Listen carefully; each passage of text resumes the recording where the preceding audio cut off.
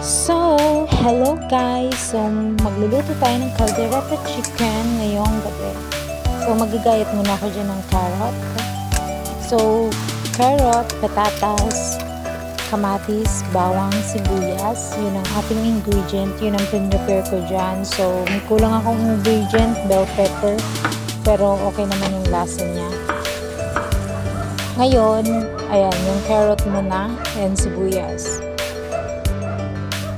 And then, kumuha na rin ako dyan ng plato guys, para sa chicken. And, i-check ko muna yung chicken dyan, kaso medyo frozen pa. So, ang ginawa ko is, pinrito ko na muna siya, para maging tender. After natin siya guys prituhin, alisin natin. Ayan. After natin alisin na, dyan na natin siya igigisa.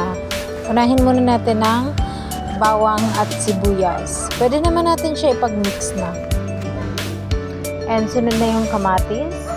Pag nag-golden brown na kasi yung bawang, pwede na yung kamatis natin ilagay. So, pag nagdurog-durog na yung kamatis, ayan po, pinapakulaan ko muna siya and nagdagdag na din ako ng seasoning like bechin, paminta, asin.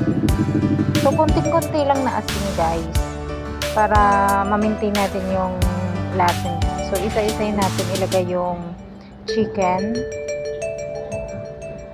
Ayan. So, after natin ilagay lahat ng chicken dyan sa kawali, i-mix natin para yung lasa ma-mix masyado. So, pakuluin natin siya ng konti dyan guys. And takpan natin para naman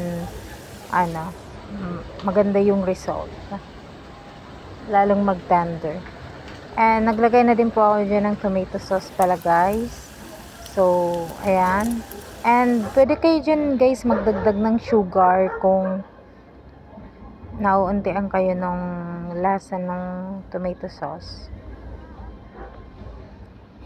So, yun ako dyan naglagay guys ng water kasi nagtutubig naman yung chicken. So, lalagyan natin siya ng takip at saka ng cheese. Para yung cheese, pampalasa din yun. Mas masarap. Mas lasang-lasa siya sa kaldereta.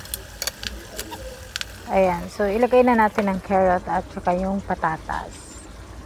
So, medyo mabagal ako dyan mag-mix guys. Kasi parang umapaw nga siya. Hindi ko masyado na tansya. So, ayan. Pero okay naman. Na-resolve naman siya.